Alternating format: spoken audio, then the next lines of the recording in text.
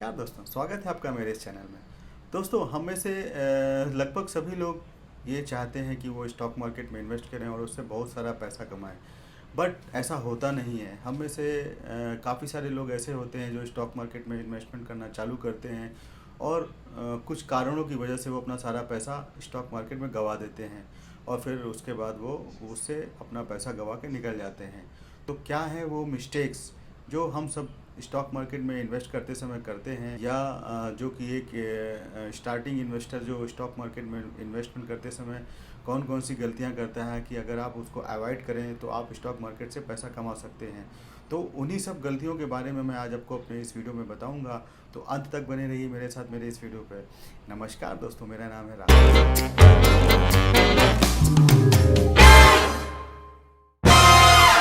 तो stock market की दुनिया में हर कोई मल्टी बैगर के बारे में बात करना चाहता है, राकेश झुनझुनवाला की तरह इन्वेस्ट करना चाहता है। बट कोई भी फेलियर स्टोरीज को नहीं देखता है। हर साल millions of people in stock market में अपना पैसा गंवा देते हैं, बट कोई भी उसके बारे में बात करना नहीं चाहता। दोस्तों, शुरुआत करते हैं। तो दोस्तों, जैसा कि हमारी जो कि स्टार्टिंग इन्वेस्टर होता है वो हमेशा ही पैनी स्टॉक को सर्च करता रहता है। उसको लगता है कि हमको कुछ मल्टी बैगर्स या कुछ पैनी स्टॉक्स मिल जाएं जिसमें हम इन्वेस्ट करके ढेर सारा पैसा कमा सकें। बट दोस्तों, आप लोगों की ये बहुत बड़ी गलत फहमी है कि पैनी स्टॉक में इन्वेस्टमेंट करने से आपको बेहतर रिटर्न मिलेगा। बल्कि होता ऐसा है कि 100 में से सिर्फ एक ही पैनी स्टॉक ऐसा होता है जो कि आपको रिटर्न दे सके। तो आप इतने लकी तो हो नहीं कि आपको उन 100 में से वही एक पैनी स्टॉक मिल जाए। तो अक्सर लोगों के मन में पैनी स्टॉक में इन्वेस्टमेंट करने का ऑप्शन इसलिए आता है क्योंकि उनको लगता है कि वो 5 रुपये, 6 रुपये या 10 रुपये के अगर स्टॉक में इन्वेस्ट करेंगे तो उनको ज़्यादा यूनिट्स मिल जाएंगी। सपोज़ जैसे कोई एक इन्वेस्टर है, वो 10,000 रुपये इन्वेस्ट करना चाहता है, तो वो सबसे पहले पैनी स्टॉक्स को ढूंढता है। वो सोचता है कि अगर वो 10,000 रुपये इन्वेस्ट करेगा मार्केट में और अगर कोई पैनी स्टॉक सपोज 10 रुपये का है तो उसको उसकी 1,000 यूनिट मिल जाएगी। वही अगर कोई स्टॉक ऐसा है जिसकी मार्केट वैल्यू 1,000 रुपये है या 500 रुपये है, तो अगर वो 1,000 रुपये के स्टॉक में इन्वेस्ट करेगा तो उसको सिर्फ 10 यूनिट से मिलेंगी। तो अगर वो शेयर रिटर्न देगा, सपोज 1,000 वाला स्टॉक अगर उसको रिटर्न देगा तो उसको उसकी 10 यूनिट के अगेंस्ट ही रिटर्न मिलेगा। बट वो उसके मन में ये विचार होता है कि वो पैनी स्टॉक की 1,000 यूनिट है, अगर 1,000 यूनिट में से 1 रुपये भी एक यूनिट ने कमा के दे दिया तो उसको कई गुना रिटर्न मिलेगा। बट दोस्तों, आपको ये सोचना चाहिए कि 10 रुपये का स्टॉक अगर आपको 1 रुपये कमा के दे रहा है तो इसका मतलब वो आपको कितने परसेंट का रिटर्न दे रहा है। इतना उस पैनी स्टॉक के बस की बात नहीं है कि वो आपको इतना रिटर्न कमा के दे सके। तो दोस्तों, आपकी ये गलती जो पैनी स्टॉक में इन्वेस्टमेंट करने की है उसको आप छोड़ दीजिए।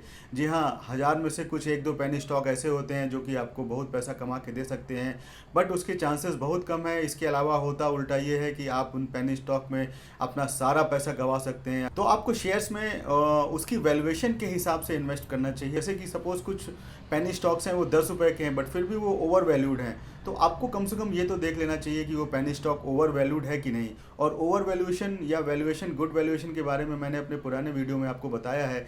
आप उस वीडियो को ज़रूर देखिए कि आपको उस वीडियो को देख के आप पता लगा पाएंगे कि आप जिस शेयर में इन्वेस्टमेंट करने जा रहे हैं वो ओवर वैल्यूड तो नहीं है।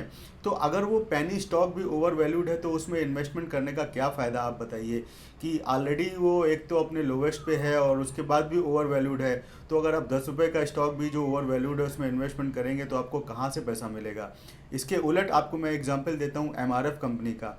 MRF कंपनी का शेयर आज भी लगभग 80,000 रुपये के आसपास है। तो 80,000 रुपये होने के बाद भी वो ओवर वैल्यूड नहीं है, उसकी वैल्यूएशन गुड है। क्योंकि उस कंपनी में इतना रिटर्न देने की क्षमता है, इतना उसके अंदर अपॉर्चुनिटी है और वो गुड वैल्यूएशन है उसका। तो किसी भी शेयर के प्राइस पे मत जाइए, उसकी वैल्यूएशन पे जाइए।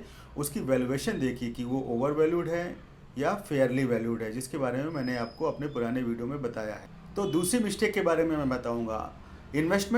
इन्वेस्टर को वैल्यूएशन के बारे में पता नहीं आता। अगर मैं कई सारे इन्वेस्टर से पूछूंगा कि वैल्यूएशन के बारे में अगर आप जानते हैं, तो उनको नहीं पता होता। वो जस्ट इन्वेस्ट करते हैं क्योंकि किसी ने उसको सजेस्ट किया है, किसी दोस्त ने सजेस्ट किया है, या वो मार्केट में देख लेता है, न्यूज़पेपर में देख लेता है। तो आपको उसकी वैल्यूएशन देखना चाहिए, उसकी फंडामेंटल देखना चाहिए, उसके कई सारे रिजल्ट्स हैं, उसके कंपनी ने कैसा परफॉर्म किया है।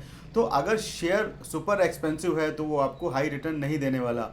Majority of people lose money because वो सिर्फ इन्वेस्ट करते हैं सुपर एक्सपेंसिव स्टॉक में, बिना उसकी वैल्यूएशन को देखे हुए। तो जैसे कि मैंने अपने पुराने वीडियो में बताया है कि आप कैसे किसी भी कंपनी की वैल्यूएशन को निकाल सकते हैं शेयर की, तो आप उस वीडियो को देखिए, उसके थ्रू आपको पता चलेगा कि कौन सा शेयर ओवर वैल्यूड है, कौन सा शेयर फेयरली वैल्यूड है और कौन सा शेयर गुड वैल्यूएशन के अंदर है। तो उसी हिसाब से आप फिर शेयर मार्केट में इन्वेस्टमेंट करना स्टार्ट करें। तो इन्वेस्टर जो तीसरी गलती करते हैं वो है कि वो दूसरों के बोलने पे इन्वेस्ट करते हैं। वो भेड़ चाल, जिसको बोलते हैं भेड़ चाल, जिस दिशा में सभी लोग जा रहे हैं उसी दिशा में हम भी जाएंगे।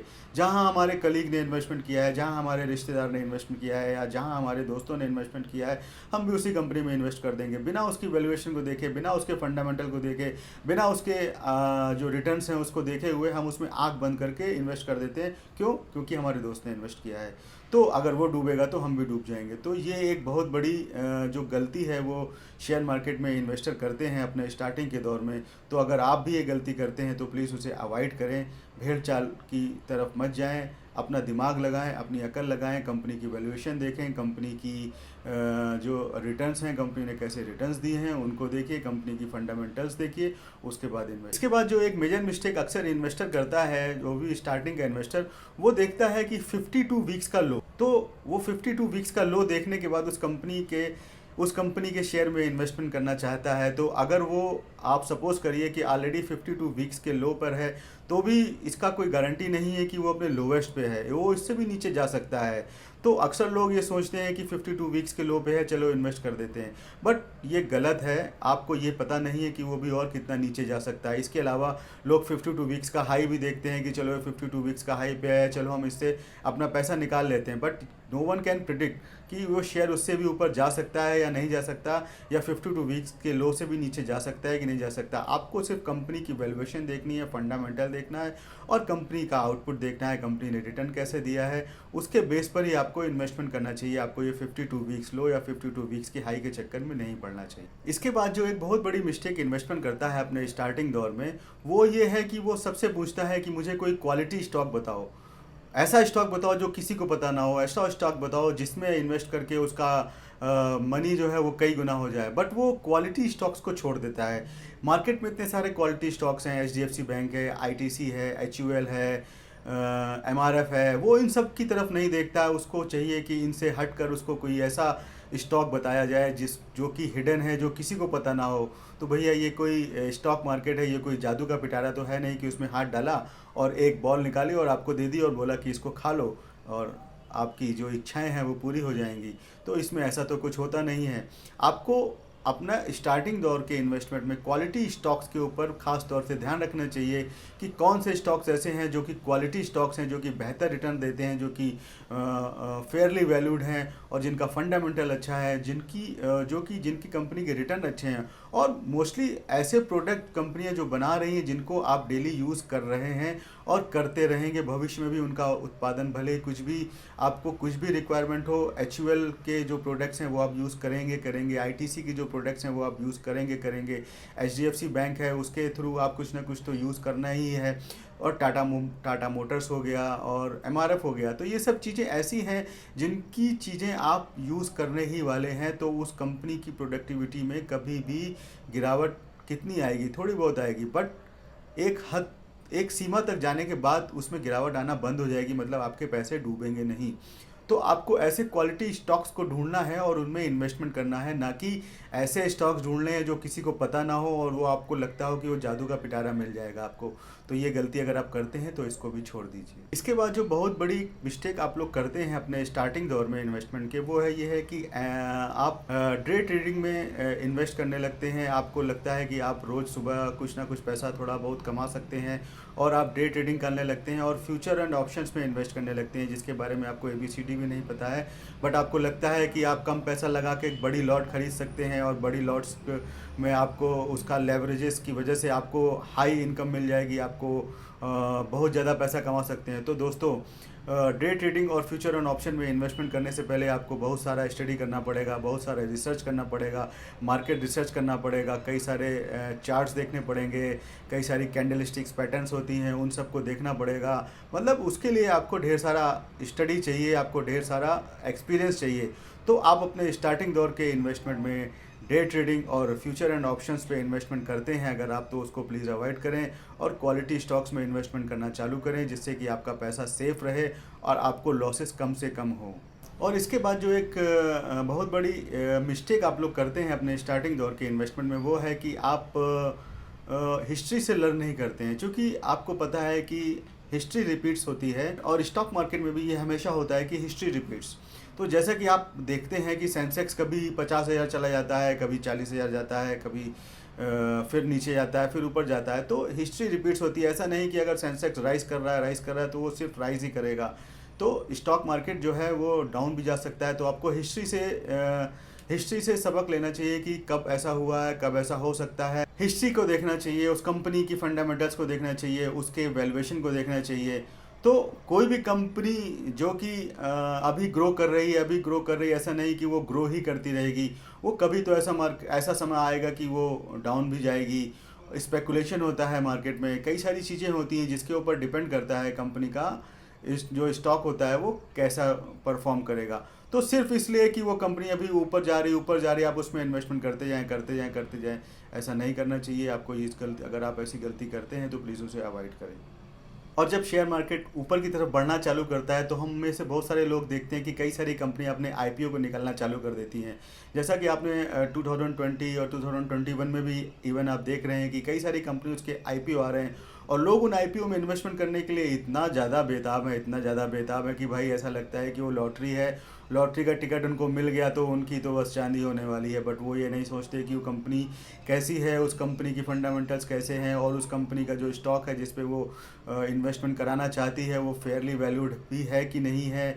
बस आंख बंद करके आईपीओ आया है, इन्वेस्टमेंट कर दो, चूँकि मार्केट सेंसेक्स तो बढ़ रहा है, आपको रिटर्न मिलना ही है। नहीं भी रिटर्न मिलेगा तो आपको कम से कम उसका अगर आपको आईपीओ अलॉट हो गया तो उतना वैल्यूएशन तो आपको जो आप एक्सपेक्ट कर रहे हैं वो तो मिल ही जाएगी। तो इन सब चीज़ों से बचिए। अगर आप अपने इन्वेस्टमेंट के स्टार्टिंग दौर पर हैं तो आपको भेड़ चाल में नहीं जाना है। कोई भी कंपनी का आईपीओ आया उसमें आंख बंद करके इन्वेस्टमेंट नहीं करना है। आपको कंपनी की फंडामेंटल्स देखनी है, आपको कंपनी के रिटर्न देखने हैं, आपको कंपनी की वैल्यूएशन देखनी है। उसके बाद ही उस कंपनी में आपको एंटर होना है और आपको कुछ क्वालिटी स्टॉक्स पकड़ के रखने हैं, अपने पोर्टफोलियो में उनको रखना है, जो कि क्वालिटी स्टॉक्स है मार्केट में, जो कि हमेशा परफॉर्म करते हैं।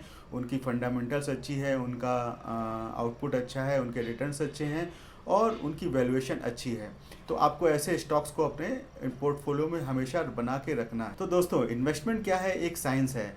कोई भी इसमें ऐसा नहीं हो सकता कि आते ही उसमें इन्वेस्टमेंट करते ही उसमें पैसा कमाने लगे। पैसा कमाने के लिए आपको उसमें ढेर सारी स्टडी चाहिए, ढेर सारा एक्सपीरियंस चाहिए, उसके बाद ही आप उस स्टॉक मार्केट से पैसा कमा सकते हैं। ऐसा नहीं कि आप पैसा नहीं कमा सकते, आप उसमें पैसा कमा सकते हैं, बट उसके लिए आपको पेशेंस चाहिए, उसमें ढेर सारी स्टडी चाहिए, उसका मार्केट का कैसा रिटर्न है, वो सब चीज़ें आपको देखने के लिए समय चाहिए, ढेर सारा एक्सपीरियंस चाहिए, उसके बाद ही आप उसमें पैसा कमा सकते हैं।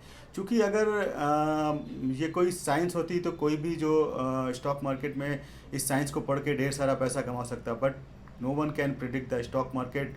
और हम में से कुछ लोग अक्सर एक और गलती करते हैं कि हम कुछ क्वालिटी स्टॉक में इन्वेस्टमेंट करते हैं, बट सडनली वो क्वालिटी स्टॉक जो है वो टैंक हो जाता है, तो हम घबरा जाते हैं और उससे अपना पैसा निकालना चालू कर देते हैं। बट आपने किसी भी क्वालिटी स्टॉक में इन्वेस्ट किया है, उसको देख के किया है, आपने अपना दिमाग लगाया है, उसका ढेर सारी स्टडी की है। तो आपने अगर ढेर सारी स्टडी की है, आपने अपना दिमाग लगा के उसमें इन्वेस्टमेंट किया है, तो आप अगर उसका शेयर प्राइस डाउन हो रहा है तो आप उससे पैसा निकालिए मत, क्योंकि आपने अपना दिमाग लगा के उसमें इन्वेस्टमेंट किया है। आप जब उसका प्राइस नीचे जाए तो आप उसको थोड़ा सा और ख़रीदिए, क्योंकि वो क्वालिटी स्टॉक है, फेयरली वैल्यूड है और उसका जो वैल्यूएशन है वो बहुत अच्छा है। तो वो कंपनी परफॉर्म करेगी। अगर आज कुछ रीजंस हैं, सपोज जैसे आजकल कोविड की वजह से बहुत अच्छी कंपनियों के शेयर प्राइसेस भी डाउन हैं, तो वो सब रीजंस की वजह से अगर उस कंपनी का प्राइस नीचे जा रहा है तो आपको उसमें और इन्वेस्टमेंट करना चाहिए, क्योंकि जैसे ही ये दौर जाएगा वो कंपनी बहुत अच्छा परफॉर्म करेगी और आपका पैसा जो है वो कई गुना बढ़ा के देगी। तो आपको कम से कम कंपाउंडिंग के बारे में तो ध्यान रखना चाहिए कि अगर आप किसी कंपनी में पैसा लगा रहे हैं, आज वो पैसा रिटर्न नहीं दे रही है, तो आगे आने वाले कुछ साल में वो कंपाउंडिंग की वजह से तो आपका पैसा रिटर्न देगा ही देगा, और फिर वो क्वालिटी स्टॉक है तो आपको पैसा कमा के देने ही वाली है। तो दोस्तों आज की इस वीडियो में मैंने आपको कुछ मिस्टेक्स के बारे में बताया जो कि स्टॉक मार्केट में अक्सर इन्वेस्टर करता है। तो आशा करता हूँ आपको मेरा ये वीडियो पसंद आया होगा, और अगर आप भी ये मिस्टेक्स करते हैं तो प्लीज़ उसे अवॉइड करें और स्टॉक मार्केट में स्मार्ट इन्वेस्टर बन के आप स्टॉक मार्केट से पैसा कमाएं। तो दोस्तों आशा करता हूँ आपको मेरा आज का ये वीडियो पसंद आया होगा। अगर आपको मेरा आज का ये वीडियो पसंद आया तो प्लीज़ लाइक करें, शेयर करें, सब्सक्राइब करें और जी हाँ, बेल आइकन को प्रेस करना ना भूलें, जिससे कि आपको मेरे वीडियो समय समय पर मिलते रहें। तो धन्यवाद दोस्तों।